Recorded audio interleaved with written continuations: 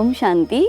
चैत्रशुद्ध पतिप्रता अर्थात गुढीपाडव्याच्या आपल्या सगळ्यांना मनापासून हार्दिक शुभेच्छा. वसंत उत्सव, ब्रह्मोत्सव, ब्रह्मध्वजाचं पूजन, गुढीपाडवा अशा अनेक नावांनी संबोधल्या जाणाऱ्या ह्या सणाविषयी आपल्या सगळ्यांच्या मनामध्ये कुतूहल असतं.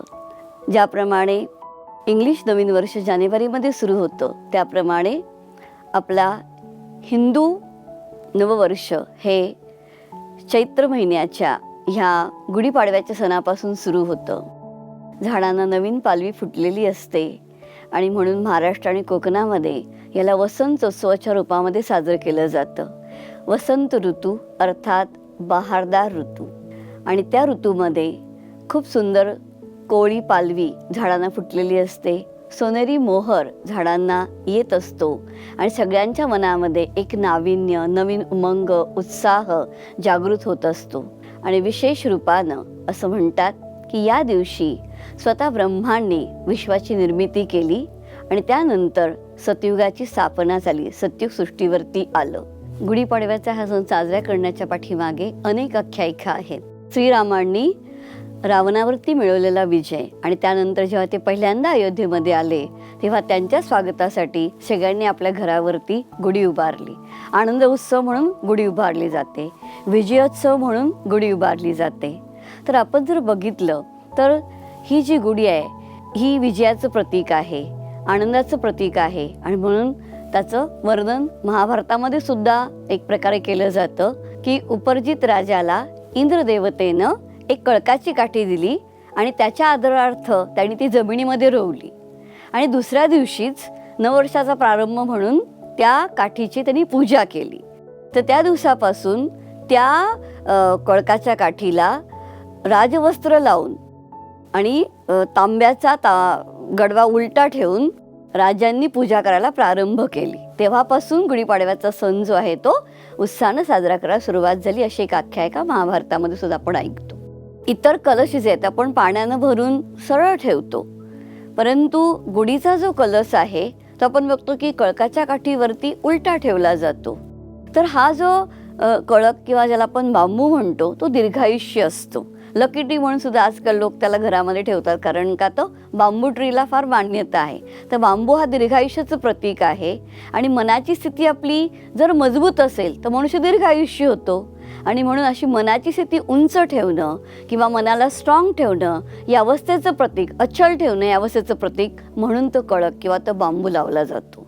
आणि त्याच्यावरती जो आहे तो तांब्याचाच लोटा का लावला जातो, तर ब्रह्मांडातली जी ऊर्जा आहे ती स्वतःकडे खेचून घेण्याची ताकद जी आहे ती तांब्यामध्ये असते. म्हणून तांब्याचाच गडवा गुढीवरती उलटा लावला जातो आणि पूर्ण ती ब्रह्मांडातली ऊर्जा तो स्वतःमध्ये घेऊन पूर्ण विश्वाला देतो, असं त्याच्या पाठीमागचं रहस्य आहे. आता आपण बघतो की गुढीला खूप सुंदर भरजरी वस्त्र लावली जातात, नवीनच वस्त्र लावली जातात. तर ते कशाचं प्रतीक आहे, तर ते संपन्नतेचं प्रतीक आहे. राजवस्त्र म्हणजे समृद्धतेचं प्रतीक आहे, म्हणून गुढीला नवीनच वस्त्र लावण्याची प्रथा आहे. त्याचबरोबर आपण पाहतो की गुढीला लिंबाचा पाला लावला जातो. तर लिंबाचा पाला का लावला जातो, तर हळूहळू जशी उष्णता वाढतीये तर त्याप्रमाणे सायन्सप्रमाणे किंवा शरीराच्या रचनेप्रमाणे शरीरातला थंडावा वाढावा, शरीरातली गरमी कमी व्हावी म्हणून धने हे देखील शरीराला थंडावा देणारे आहेत. आणि त्याचबरोबर लिंबाचा पाला हा सुद्धा आपल्याला अनेक कीटाणूपासून वाचवणारा आहे. त्यामुळे लिंबाचा पाला आणि गूळ खाण्याची प्रथा आणि धने खाण्याची प्रथा जी आहे ती रूढ आहे, की जेणेकरून शरीराला थंडावा मिळेल. किंवा आपण मग त्याच्यामध्ये डाळ पण मिश्रित केली जाते. साऊथकडे गेलो तर तिकडे ते वेगळा पदार्थ बनवतात. जसं महाराष्ट्रामध्ये धने आणि गूळ खातात किंवा कडिंब आणि गूळ खातात, तसं साऊथला जर तुम्ही बघितलं तर ते एक पेय तयार करतात. त्याच्यामध्ये ती हरभऱ्याची डाळ टाकतात, धने टाकतात आणि लिंबाचा पाला टाकतात आणि गूळ टाकतात आणि ते पेय ते पितात. तशा प्रकारे वेगळ्या प्रकारे प्रसादही अर्पण केला जातो, की जो प्रतीक आहे की आपल्या शरीराला त्यामुळे थंडावा मिळेल, आपली रोगप्रतिकारक शक्ती वाढेल. साखरेपासून बनवलेली गाठी लावली जाते, खूप सुंदर अशी ती गाठी तयार केली जाते. आजही हाताने लोक कितीतरी ठिकाणी गाठी तयार करतात. तर ही गाठी जी आहे ती माधुर्याचं प्रतीक आहे. तर आपण आपल्या जीवनामधला कडवाहट दूर करून परस्पर संबंधांमध्ये आपण गोडवा निर्माण करावा यासाठीची ती गाठी आहे. आणि लहान मुलांना तर विशेष ती गळ्यामध्ये घालायला दिली जाते की जेणेकरून त्यांच्यामध्ये थंडावा निर्माण होईल आणि ते सगळ्यांशी गोड बोलायला शिकतील.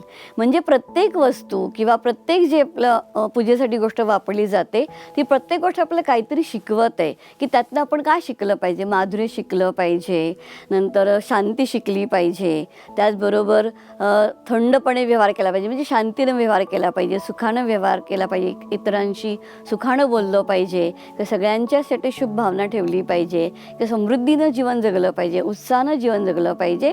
म्हणून या सगळ्या वस्तू आपल्याला ते शिकवत असतात.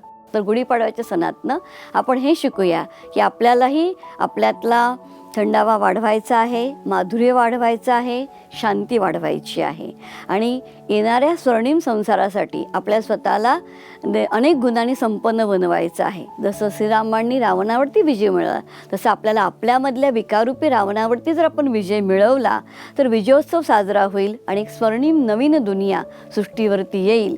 तर असं व्हॅल्यूबेस समाजासाठी आपण स्वतःला प्रिपेअर करू शकू. आणि म्हणून आपल्याला सगळ्यांच्या जीवनामध्ये जर ही समृद्धी आणायची असेल, सुख आणायचं असेल, शांती आणायची असेल तर आपण सगळेजण आध्यात्मिक रीतीनं सगळ्या गोष्टी लक्षात घेऊन आपण हा सण साजरा करूया. आणि तेव्हा खऱ्या अर्थानं तो सण किंवा त्याचा जो भावार्थ आहे तो आपल्या जीवनामध्ये धारण केला असं होऊ शकेल. तर पुन्हा एकदा तुम्हाला सगळ्यांना गुढीपाडव्याच्या हार्दिक शुभेच्छा. आणि ह्या नवीन संकल्पांच्या आधारे नवीन एका दृष्टिकोनातनं आपण पाडव्याचा सण साजरा कराल अशी शुभ भावना आणि शुभकामना. ओम शांती.